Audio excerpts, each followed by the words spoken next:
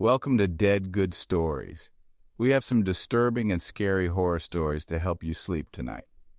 If you enjoy these stories, please like, comment, or subscribe. Otherwise, lie back, relax, and let sleep consume you.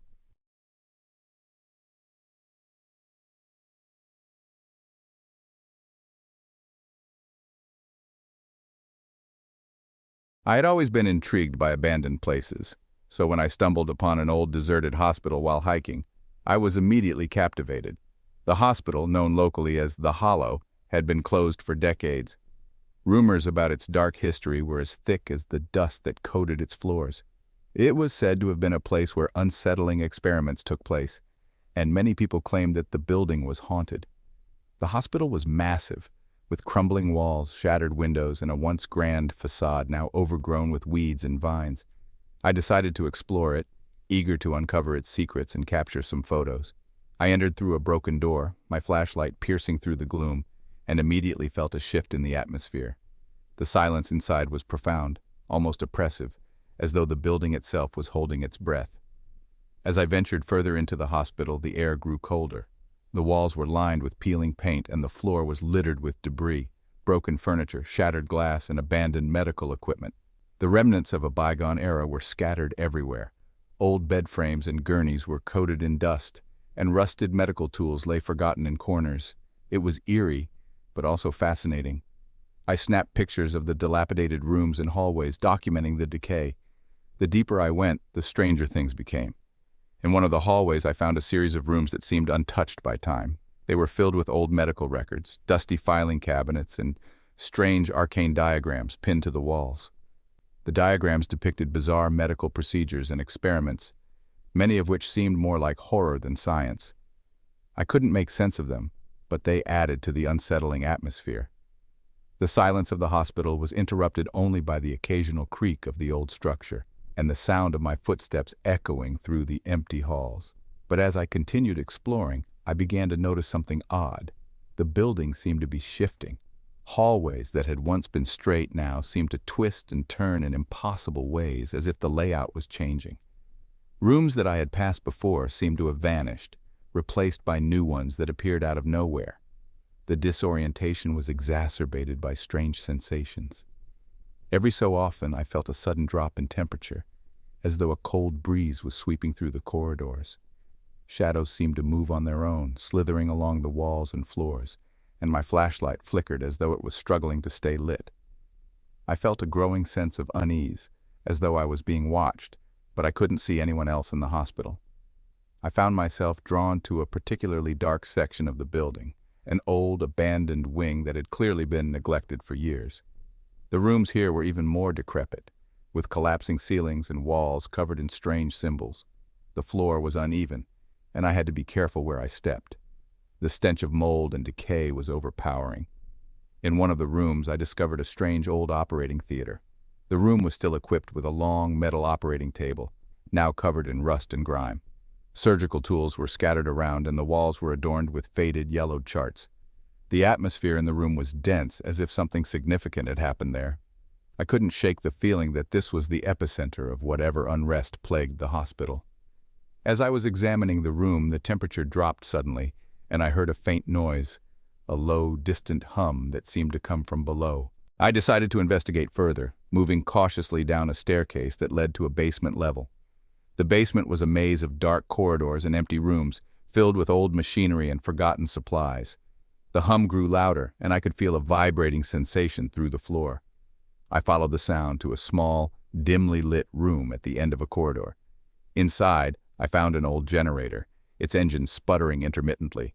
The hum was coming from it, and it seemed to be struggling to stay operational. The room was cluttered with old papers and tools, and there was a large rusted cabinet against one wall. I approached the cabinet, curious about what might be inside. As I opened the cabinet, I was struck by a foul smell, something rotten and decayed. Inside were old, tarnished medical supplies and various medical instruments, many of which were grotesquely deformed or broken. What caught my eye was a large, dusty book resting atop the pile. Its cover was leather-bound and cracked with age. The title was barely legible, but it appeared to be some kind of journal. I opened the book carefully, flipping through pages filled with handwritten notes and sketches. The entries were disturbing, describing experiments and procedures that seemed far beyond the realm of conventional medicine. The language was archaic and cryptic, but the drawings depicted grotesque, unnatural things. The more I read, the more unsettled I became. The journal detailed experiments with unknown substances and practices that were clearly designed to alter the human mind and body in ways that defied natural law. As I read, the hum from the generator grew more erratic. The room seemed to pulse with energy, and the shadows around me began to writhe and move. My flashlight flickered violently, and I could hear faint whispers, like a distant conversation just out of reach. The temperature dropped sharply, and I felt an overwhelming sense of dread. Suddenly, the generator sputtered out entirely, plunging the room into darkness. The whispers grew louder, turning into unintelligible murmurs that surrounded me. I felt an icy chill brush against my skin, and the shadows seemed to converge on me, pressing in from all sides. My flashlight came back on briefly, casting an eerie glow over the room, and I saw something that made my heart race. A shadowy figure standing in the corner, its form indistinct but undeniably present. I stumbled backward, my breathing rapid and shallow. The whispers became more frantic, and the room felt as though it was closing in around me. I dropped the journal and bolted for the stairs, racing up them with a surge of adrenaline. The generator hummed back to life, casting flickering light as I fled through the corridors, navigating the shifting layout of the hospital with growing panic. I finally emerged into the night, gasping for breath as I stumbled away from the building. The silence of the outside world was a stark contrast to the chaos I had just left behind. I glanced back at the hospital, its dark windows staring back at me like empty eyes. I had never felt so relieved to be away from a place, and I vowed never to return. As I drove away, I could still feel the oppressive weight of the hospital's presence, a lingering sense of something dark and unsettling that seemed to follow me. The experience had left a lasting impression, and though I tried to put it behind me, I knew that the echoes of the hollow would stay with me, a reminder of the shadows that lurk in the forgotten corners of the world.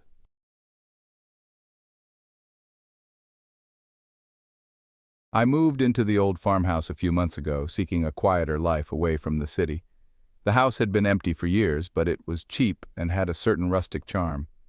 The moment I saw it, I felt a strange pull, as if the place had been waiting for me.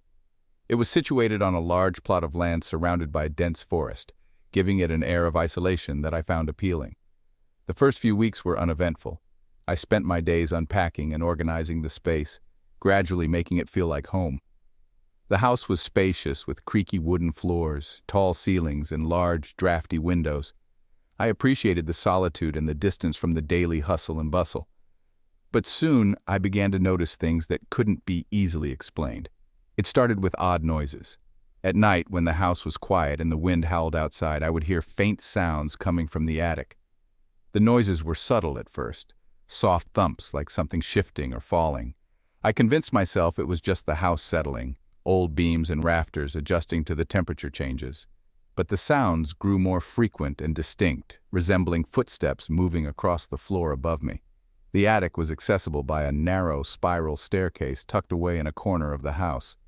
I ventured up there a few times, flashlight in hand, to investigate. The space was filled with old furniture covered in white sheets, dusty boxes of forgotten belongings, and a thick layer of cobwebs. Each time I went up, I found nothing out of the ordinary, yet the footsteps continued, growing louder and more insistent. I tried to ignore it, but it became harder as time went on. I began noticing things out of place, small items that would be where I left them one day and gone the next.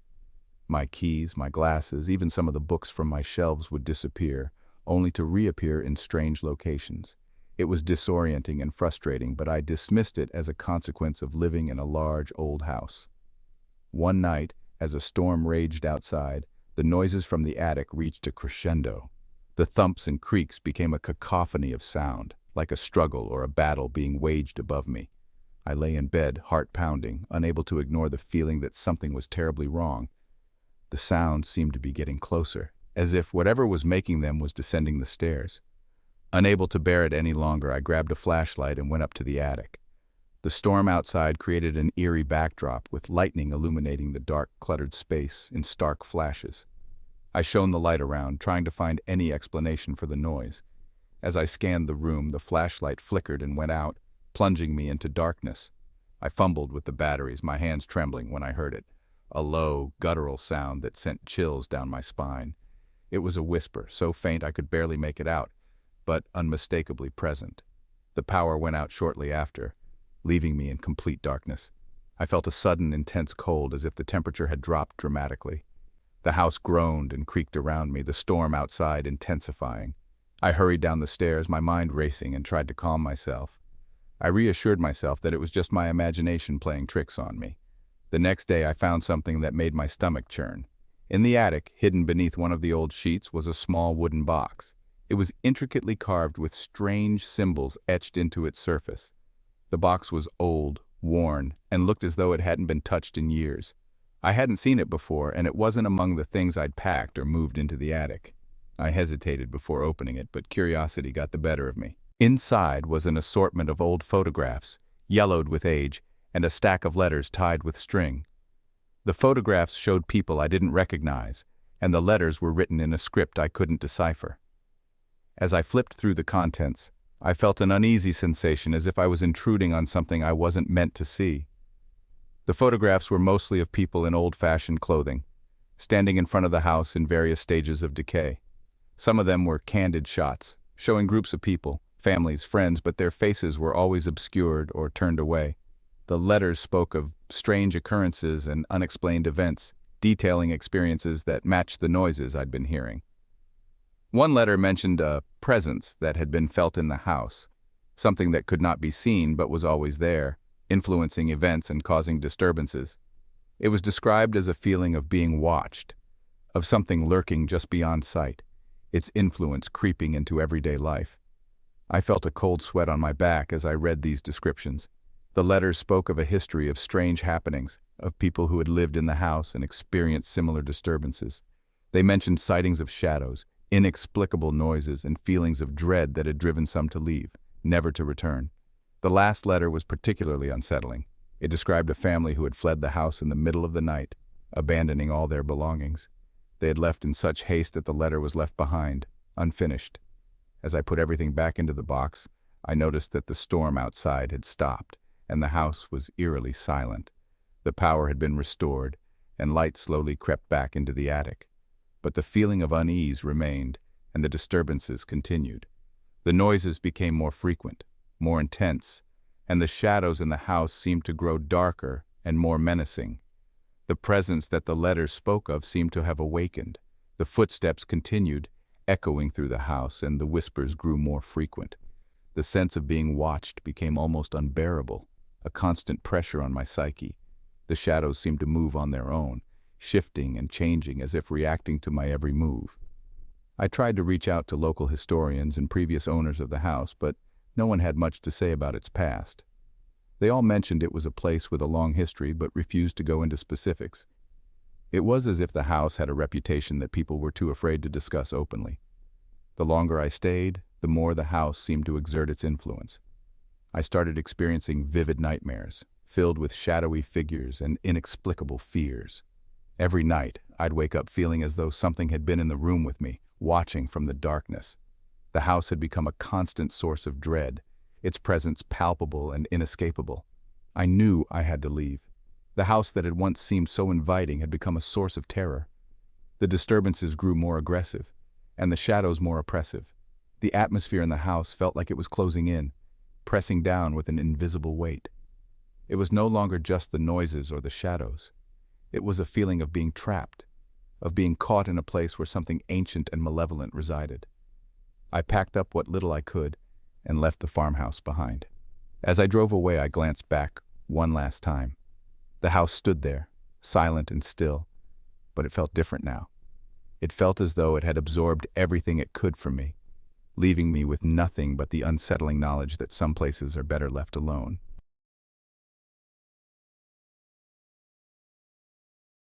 It began a few weeks after I moved into the new house. It was an old place, tucked away on the outskirts of town, surrounded by dense woods that stretched for miles. The kind of house that felt like it had a history, like it had been standing long before anyone in the town could remember. It had a certain charm, quaint, isolated, peaceful. That's what drew me to it in the first place. But soon after settling in, I started to notice something was wrong. At first it was small things, misplaced objects, items I could have sworn I left in one spot, only to find them somewhere else entirely. I chalked it up to the stress of the move. It wasn't unusual to misplace things when you're getting used to a new place, but the occurrences became more frequent and harder to ignore. I'd leave my keys on the kitchen counter, only to find them on the coffee table across the room. A book I'd been reading would disappear from my bedside table, only to reappear on the floor in another room. It was as if the house itself was shifting things around, playing tricks on me. It wasn't just the objects. There were other things too, subtle sounds that I couldn't explain. I'd hear faint creaking late at night, as though someone was walking down the hallway outside my bedroom. But every time I checked, the house was empty. I'd be sitting in the living room and hear the floorboards above me groan as if something heavy had just shifted.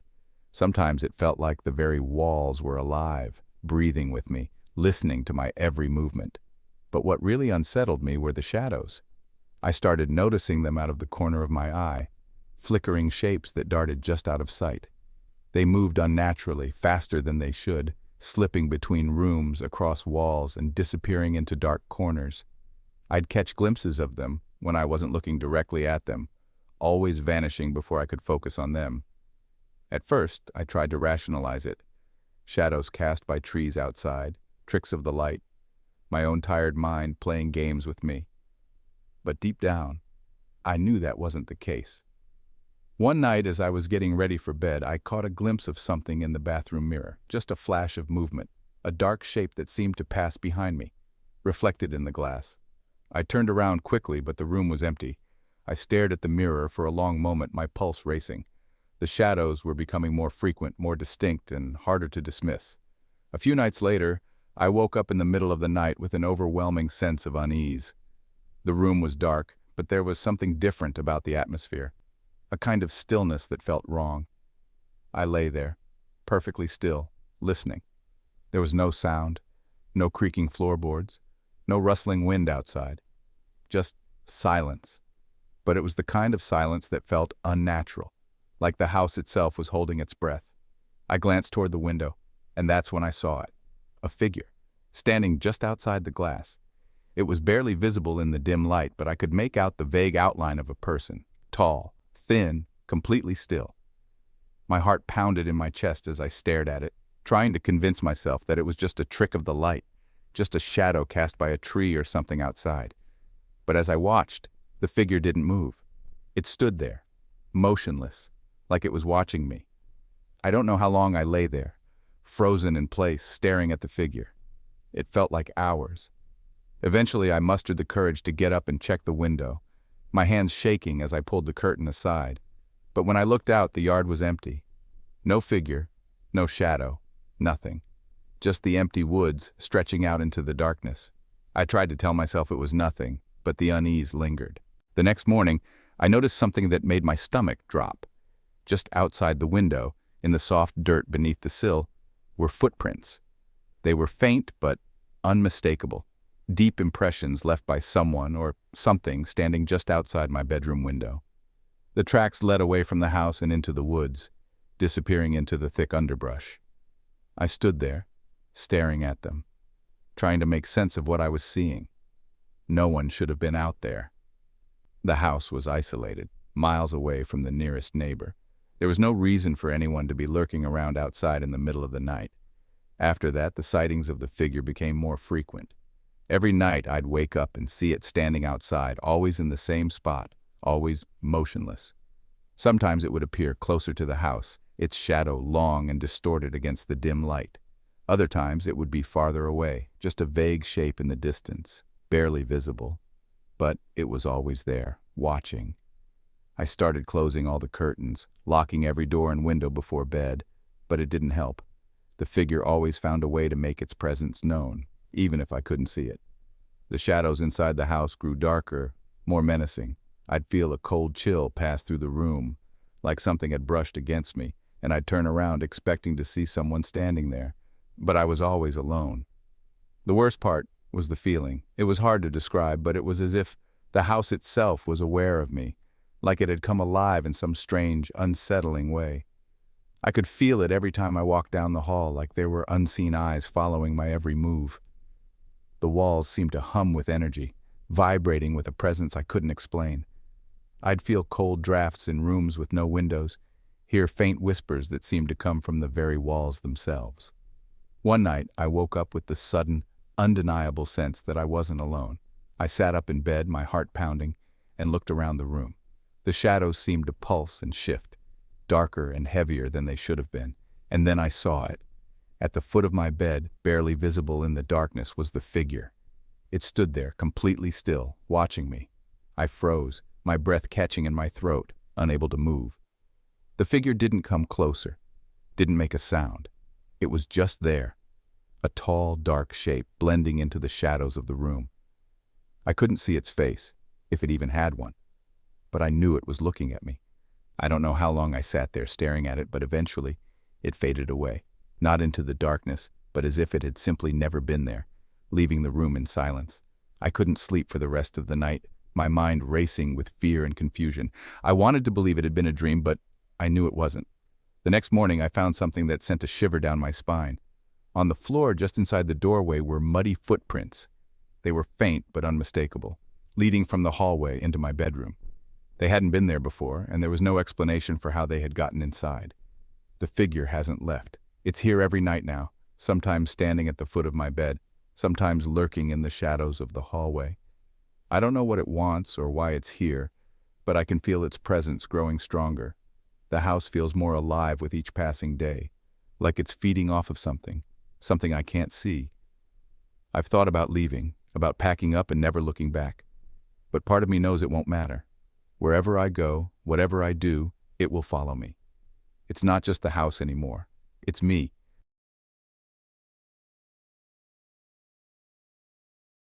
It started with the knocking. The first time I heard it, I was in bed, drifting off to sleep. A soft, steady tapping against the window, like someone was rapping on the glass with their knuckles. I jolted awake, my heart racing, and stared at the window. But there was nothing there, just the faint outline of tree branches swaying gently in the breeze, casting shadows on the curtains. I brushed it off as wind, or maybe the tree outside brushing against the glass, but that explanation didn't sit right. The sound was too precise, too deliberate. Over the next few nights it happened again. Always the same pattern, 3 sharp knocks, then silence. It was enough to wake me up, but whenever I got up to check, there was nothing there. The street outside was empty, the trees still. I couldn't see anything unusual, but the sound persisted. I started to feel uneasy in my own home. During the day, everything felt normal. The sun would stream through the windows, casting a warm glow across the small rooms of my apartment, and I'd go about my routine as if nothing was wrong. But as soon as night fell, I could feel a subtle shift in the atmosphere. The apartment felt colder, the shadows longer, as if something was watching, waiting for the right moment to make itself known. Then the knocking began to change.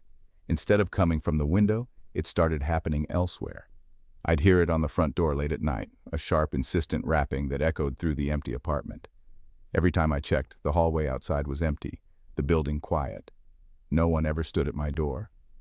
Yet, without fail, the knocking continued. Sometimes it was loud, like someone was banging with all their strength. Other times it was soft, barely audible, but enough to wake me from the shallow, restless sleep I had been getting. Soon the knocks spread to other parts of the apartment. I'd hear them from the walls, from the ceiling, even from the floor beneath my bed. They seemed to move, shifting from one spot to another, like they were searching for something, some weak point where they could break through. The randomness of it unnerved me more than anything. No pattern, no rhythm, just an endless series of knocks, like a signal I couldn't understand. I tried everything to make it stop.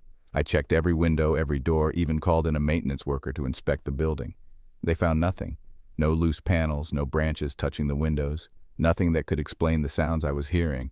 My neighbors hadn't heard anything either, no matter how hard I pressed them. It was as if I was the only one in the building who could hear it. Then one night, the knocking escalated. It was louder, more frantic, like someone was pounding on the walls with both fists. It seemed to come from everywhere at once. The windows, the walls, the ceiling. My heart raced as I jumped out of bed, running from room to room, trying to find the source. But every time I thought I had located where it was coming from, the sound would move, like it was taunting me, staying just out of reach. I stood in the middle of my living room, frozen in place, my breath coming in short gasps. The knocking had stopped, but I could feel the weight of silence pressing down on me, heavy and oppressive. Something was wrong, I could sense it. And then I heard it again. Faint, barely noticeable at first, but unmistakable. This time it wasn't a knock. It was a scraping sound, like nails dragging across wood. It came from behind the walls, slow and deliberate, as though something was trying to claw its way through. The sound moved around the apartment, circling me, closing in. I could hear it in the walls, the ceiling, the floor, always moving, always just on the other side. I pressed my ear against the wall, trying to listen. The scraping stopped for a moment, and I held my breath, straining to hear anything, any hint of what was causing it. For a few seconds, there was nothing, just silence. And then, from deep within the walls, I heard a faint tapping, like fingers drumming lightly against the wood. The sound was almost rhythmic, slow and methodical, as if something, or someone, was signaling to me from inside the very walls of my apartment. The sound made my skin crawl. I backed away from the wall, my heart pounding, but I couldn't escape the feeling that something was behind it, something trying to make its presence known. The knocking had been a warning, and now whatever it was had grown impatient. The tapping, the scraping, it was all too deliberate, too focused. I could sense an intelligence behind it, something that wanted my attention, something that had been waiting for me to notice it. The knocking became a constant companion after that. No matter where I went in the apartment, I'd hear it, sometimes faint, sometimes deafeningly loud. I could be cooking in the kitchen or sitting on the couch, and the knocks would start again, like someone was always on the other side, just out of reach. Sometimes it would come from the windows, sometimes from the walls, and other times it would come from directly behind me, even when I was in the middle of the room. I started staying up all night, terrified of what might happen if I fell asleep. But no matter how hard I tried to ignore it, the knocking grew more insistent, more violent. It was as though something was growing frustrated, its patience wearing thin. One night, as I lay in bed, I heard the knock start again. But this time, something was different. The sound wasn't coming from the walls or the windows. It was coming from inside the room, from the closet at the foot of my bed. My stomach lurched as the knocking continued, louder now, more persistent. I could see the closet door vibrating slightly with each impact, as if something was pounding on it from the inside. I wanted to get up, to run, to leave the apartment and never come back. But I couldn't move. I was paralyzed with fear, my body frozen in place as I watched the door shake. The knocks came faster now, harder, the wood rattling on its hinges. My mind raced, trying to comprehend what was happening, but there was no explanation that made sense.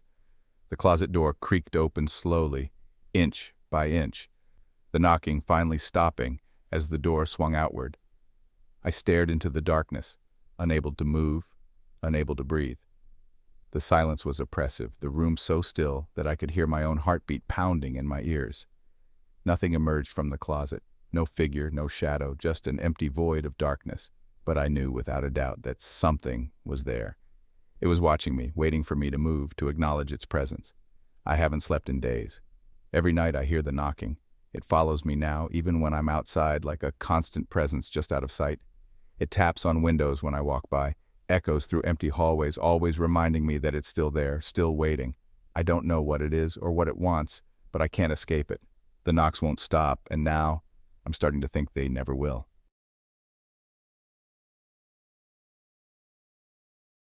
I moved into my current apartment about 6 months ago. It wasn't anything fancy, just a one-bedroom place in an old building downtown. The kind of place that had a bit of character. Creaky floors, old fixtures, slightly warped walls. Nothing too concerning, though. I liked the charm of it. For the most part, everything was normal. At least it was until I found the door. It happened about a month ago. I was rearranging my furniture, trying to make better use of the limited space. I'd been here long enough that I figured I knew the layout pretty well. So when I moved the bookshelf away from the wall, I was startled to find something I'd never noticed before. There, behind where the bookshelf had been for as long as I'd lived here, was a door. It was small and narrow, barely visible. The paint around it had faded to match the wall, making it almost impossible to notice unless you were looking for it. It was old, too, much older than the rest of the apartment. The handle was a tarnished brass, and the wood was cracked and dry, like it hadn't been touched in years. I stood there for a few moments, staring at it, trying to figure out how I'd never noticed it before. The odd thing was, the door wasn't on the floor plan. When I signed the lease, I'd been given a detailed layout of the apartment. 1 bedroom, 1 bathroom, a small living room, and a kitchen. That was it. There wasn't supposed to be anything behind that wall. I should have left it alone. I don't know why I didn't. But there was something about it that made me feel like I had to open it, like I needed to see what was on the other side. The door was so small that it didn't even look like it led anywhere. Maybe a closet or just some old storage space, but something about it didn't seem right. I reached out and grasped the cold brass handle. It was stiff, like it hadn't been turned in years, but after a bit of effort I managed to twist it. The door creaked open with an unpleasant groan, revealing nothing but darkness beyond. A strange, stale smell wafted out like dust and damp wood. The space inside seemed deeper than I'd expected, like it extended farther than the walls of my apartment should allow. I stood there for a long moment, staring into the darkness. I couldn't see anything. No hint of light, no sign of where the space ended. It felt wrong. The depth of the space seemed impossible for the dimensions of my apartment, but there it was, an opening into something that shouldn't exist. I grabbed a flashlight and cautiously stepped closer, peering inside. The beam cut through the darkness, illuminating what looked like an old wooden staircase, leading down into some kind of lower level. I couldn't see the bottom. The stairs descended into shadow, disappearing into what seemed like an impossibly deep void. My heart pounded in my chest. I knew I shouldn't go down there. Every instinct told me to close the door and push the bookshelf back in place. But something in me had to know. I couldn't leave it alone. Maybe it was the mystery of it, the fact that this space shouldn't even exist. Maybe it was just curiosity. But I took a step inside. The stairs creaked under my weight as I descended slowly, the flashlight trembling in my hand. The farther down I went, the colder it became. The walls, narrow and made of rough stone, closed in around me. It felt like the stairwell stretched on forever, spiraling deeper and deeper into the unknown. After what felt like an eternity, I reached the bottom.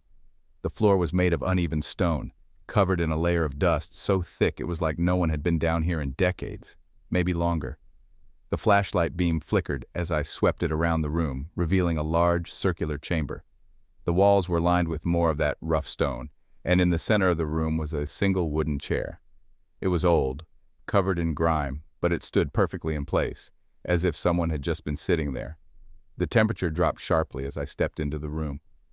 My breath came out in shallow, frosty puffs. Something about this place felt profoundly wrong. It was like stepping into another world, one that didn't belong here, one that wasn't supposed to exist in the confines of my apartment building. I walked slowly around the perimeter of the room, shining my light over the stone walls. There were carvings etched into the rock, symbols I didn't recognize, strange and angular. They spiraled across the walls in chaotic patterns, almost like they were telling a story or marking some kind of ritual. The more I looked at them, the more uneasy I felt, like there was some hidden meaning I wasn't meant to understand. As I moved closer to the chair, I noticed something else.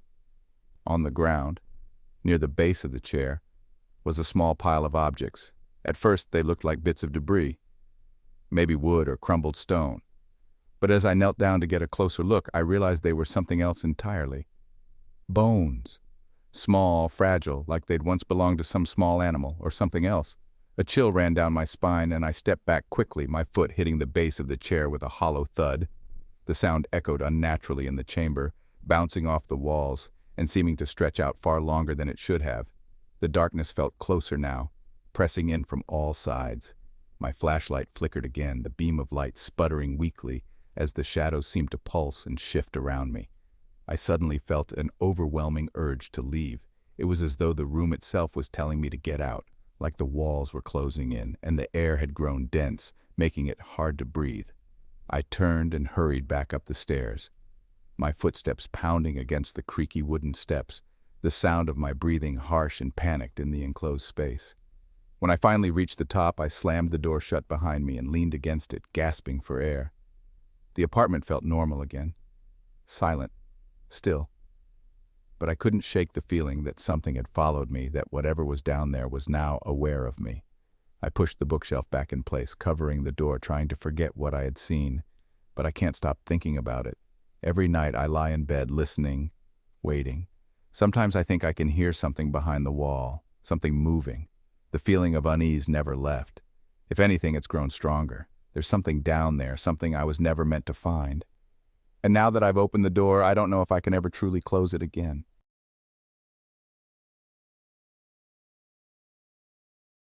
I've always been a light sleeper, so when I woke up to the sound of footsteps outside my bedroom door, I wasn't all that surprised at first. Living alone, I was used to the occasional sound in the middle of the night, the house settling, the wind, maybe even a neighbor coming home late. But as I lay there, trying to dismiss it, I realized something.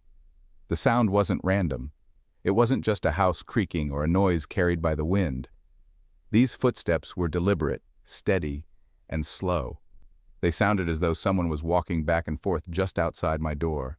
I stayed perfectly still, listening intently, my heart beginning to pound in my chest. The sound continued, a rhythmic pacing just beyond the thin wooden door separating me from whatever was on the other side.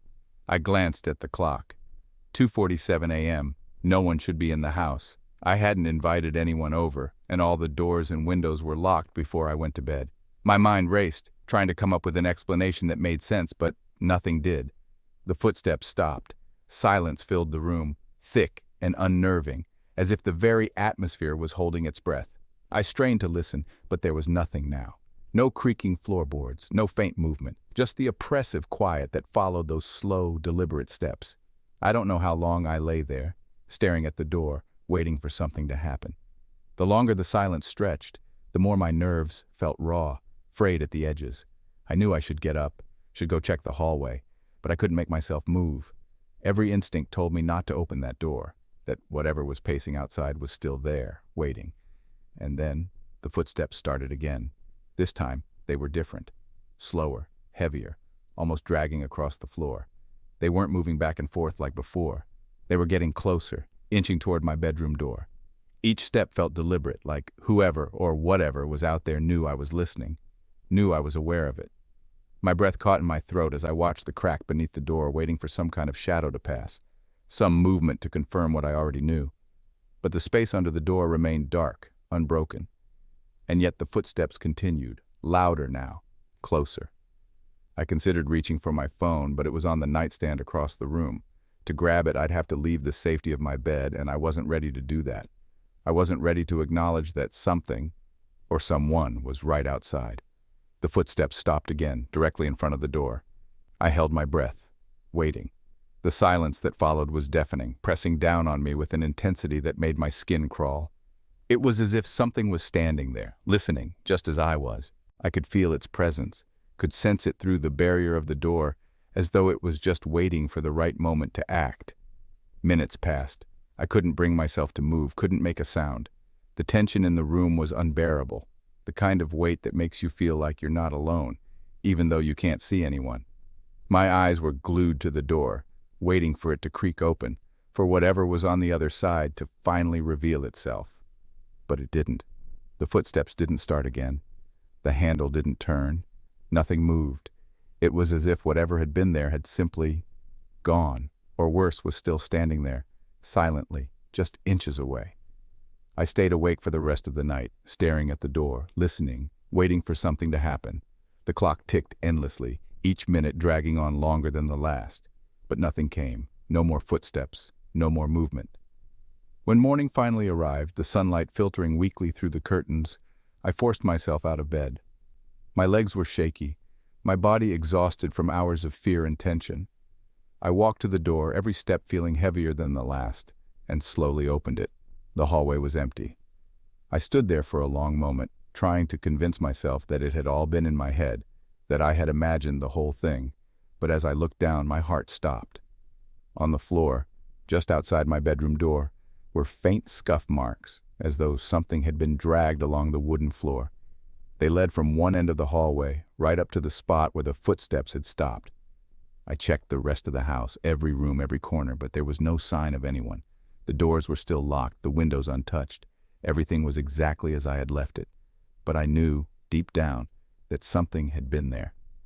That night, I tried to convince myself it wouldn't happen again. I locked all the doors, checked the windows twice, made sure everything was secure. I even put my phone next to my bed within arm's reach, but none of it helped. The footsteps came again. This time, they started as soon as I turned off the lights. Slow, heavy steps, moving back and forth outside my door.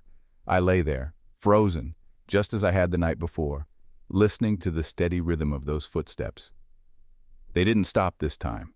They kept going, back and forth, as if something was pacing, waiting for me to make a move. And now, as I sit here, writing this, I can hear them again. They've been pacing for hours, never stopping, never slowing. I don't know what it wants or why it's here, but I can feel it getting closer with each passing night. I'm afraid to open the door. I don't think it's going to wait much longer.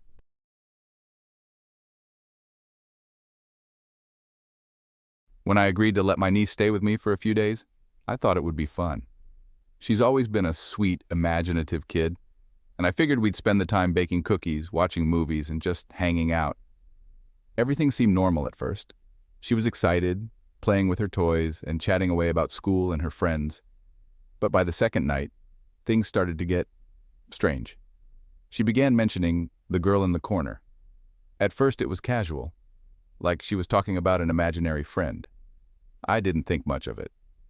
Kids have wild imaginations, and sometimes they create whole worlds out of nothing. But the way she talked about this girl made me pause.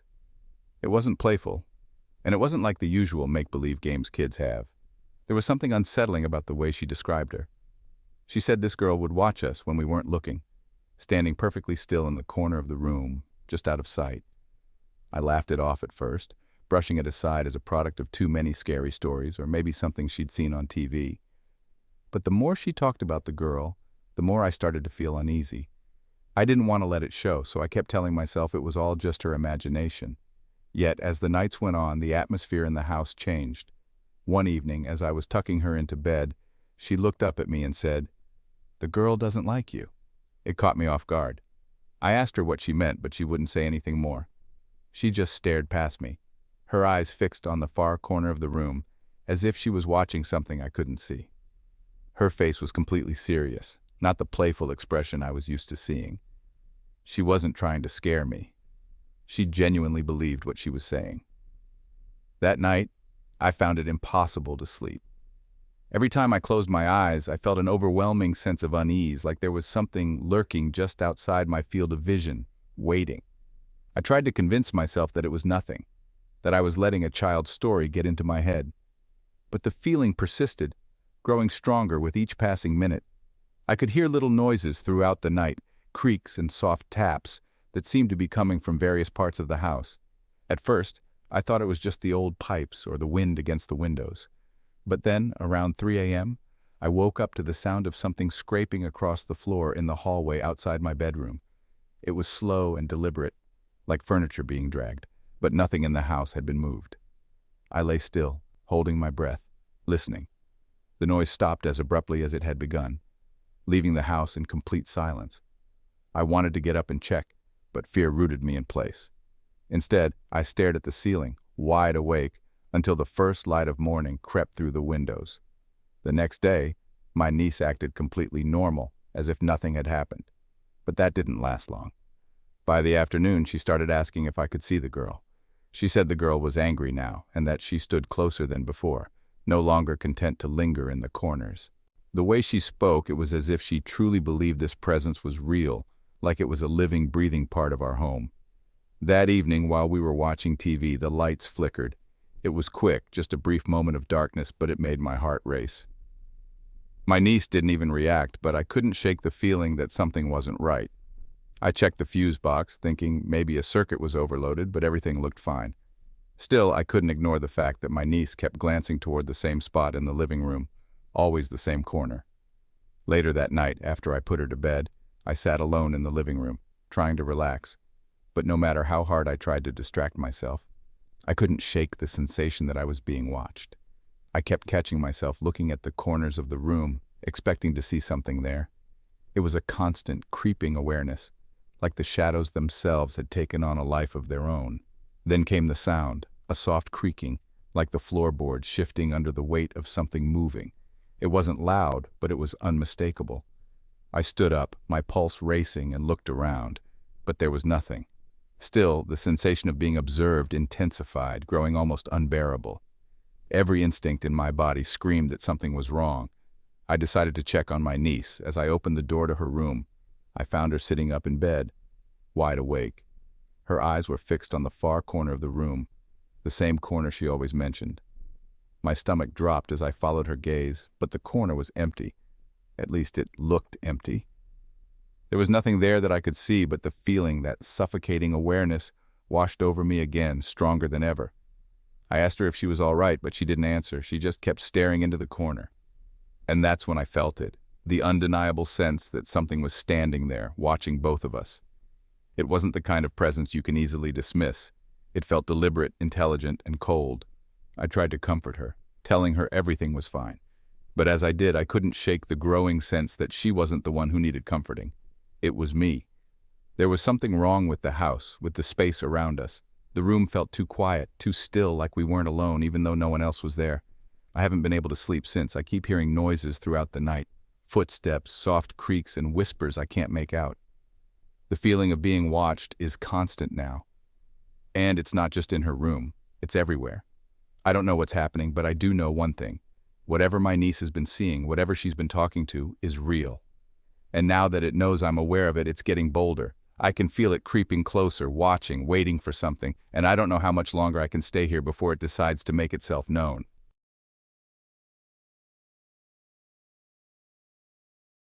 When I first moved into my new apartment, everything seemed perfect. The rent was surprisingly affordable, the location was ideal, and it was just the right size for me. For the first few weeks, everything felt normal. I spent time settling in, arranging my furniture, hanging up pictures, making the place feel like home. But then, slowly, things began to change. It started small, just a subtle feeling of discomfort when I was alone at night. The building was old, so I expected the occasional creak or groan from the walls.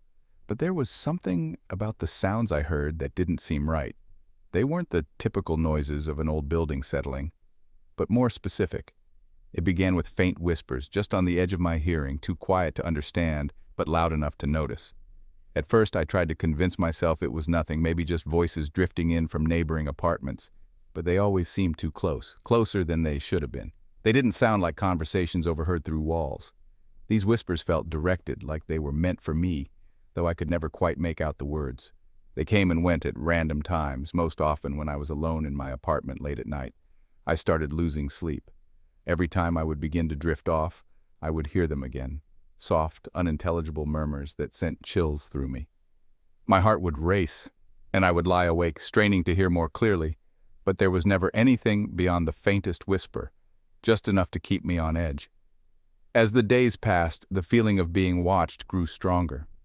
It was almost as if the apartment itself had become aware of me, as though every inch of the space held a presence just out of sight. I would catch glimpses of shadows moving where they shouldn't be, a flicker of something in the corner of my eye, disappearing before I could turn my head. The sensation would rise suddenly, as if someone, or something, was standing behind me, observing. Then the whispers grew louder. No longer just a faint noise at the edges of my awareness, they became more insistent, like they were creeping closer to me, surrounding me. I couldn't make out the words, but there was a strange urgency to them, something unsettling about the way they rose and fell, as though there was anger behind them. I started leaving the lights on at night, hoping it would make me feel safer, but it didn't. Even with the room brightly lit, the voices continued. They seemed to come from everywhere and nowhere all at once. I would be in the kitchen, and it would feel like someone was whispering just over my shoulder. In the bathroom, the sound would echo off the tiles as though it was emanating from the walls themselves. A few nights ago, things took a turn for the worse. I woke up in the middle of the night to a suffocating sense of dread. The whispers were louder than ever, and as I lay there, frozen in bed, I realized something was different. For the first time, I could make out my name. It was faint, but unmistakable, whispered over and over again, as if they were trying to get my attention, trying to draw me in. I stayed as still as I could, barely daring to breathe. The whispers continued, relentless, surrounding me from all sides. The feeling of being watched intensified, as though a pair of eyes were locked onto me, unseen but undeniable. I kept my eyes shut, praying that it would stop, that if I ignored it, whatever was there would leave me alone. Eventually, the whispers faded, but the fear didn't leave. I spent the rest of the night lying awake, every sound amplified, every creak of the apartment sending waves of panic through me. The next morning I told myself it had to be some kind of auditory hallucination, maybe caused by stress or exhaustion. I tried to carry on with my day, pretending everything was fine, but deep down I knew something was wrong with the apartment. Last night, everything came to a head. I was lying in bed, trying to fall asleep when I felt it again. That same overwhelming sense that someone was watching me. The whispers started up, louder and more forceful than before. And then I heard it. A voice, clearer than any of the others, calling my name. I sat up, my heart hammering in my chest. The sound was unmistakable. It wasn't coming from the walls this time. It was right there, in the room with me. I scanned the darkness, my eyes adjusting to the dim light. But there was nothing. Still, I could hear the breathing, low and slow, as if someone was standing right beside my bed. I felt paralyzed, unable to move, as though the very presence in the room had locked me in place. The sound of the breathing persisted, steady and deliberate, as if it was waiting for something. I finally forced myself to turn on the lamp, the warm glow cutting through the shadows, but the room was empty. And yet the feeling didn't leave. Even with the light on, I could still sense it. Whatever it was, it hadn't gone away. I know now that the apartment isn't empty, and it hasn't been for a long time. There's something here with me, and it's getting closer.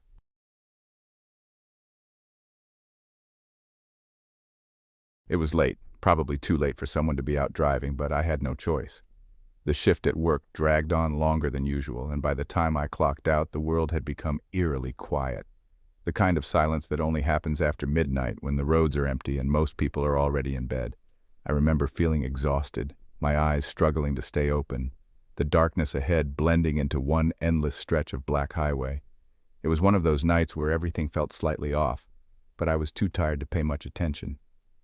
The road I take home is long and isolated, bordered by thick woods on either side. On nights like this, it's easy to feel cut off from the world. No streetlights, no other cars, just the hum of my engine and the steady rhythm of tires on asphalt.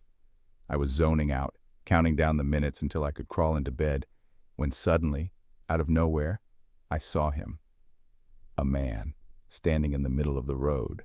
I slammed on the brakes, the tires screeching against the pavement as I skidded to a stop just feet away from him. My heart pounded in my chest, the adrenaline snapping me awake. He didn't move. He didn't flinch. He just stood there, bathed in the dull glow of my headlights, staring directly at me. At first, I thought he must be drunk, or maybe hurt. His posture was strange, rigid, almost unnatural, with his head tilted to the side at an awkward angle. His clothes were plain, a suit that looked out of place on this empty road. But it wasn't his clothing that unsettled me.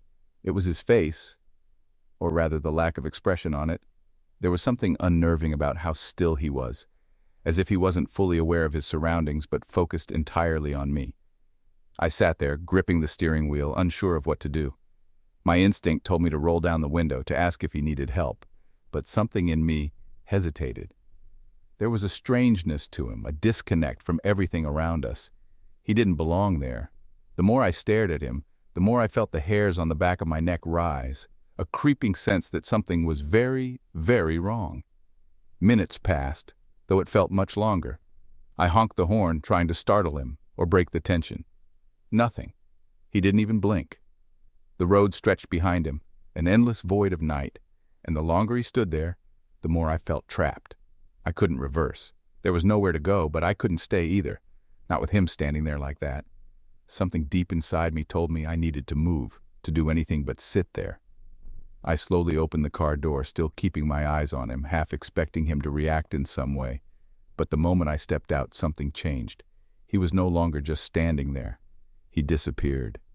Not slowly, not like someone walking away, but gone, vanished, as if he had never been there in the first place.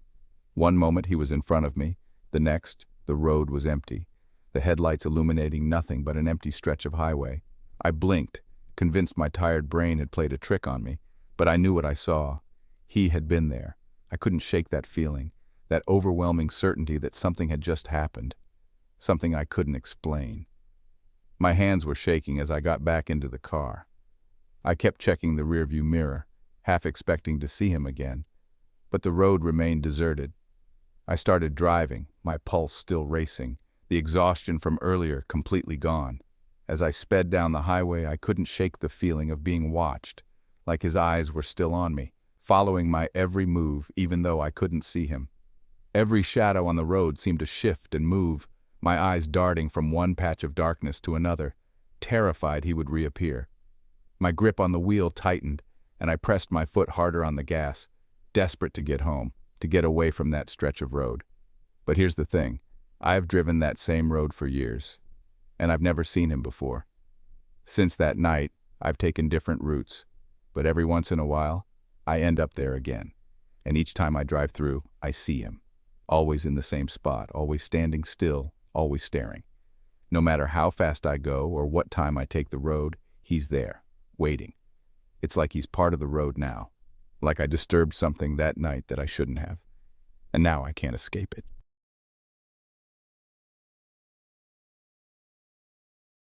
For the past few weeks, I've been hearing strange sounds at night.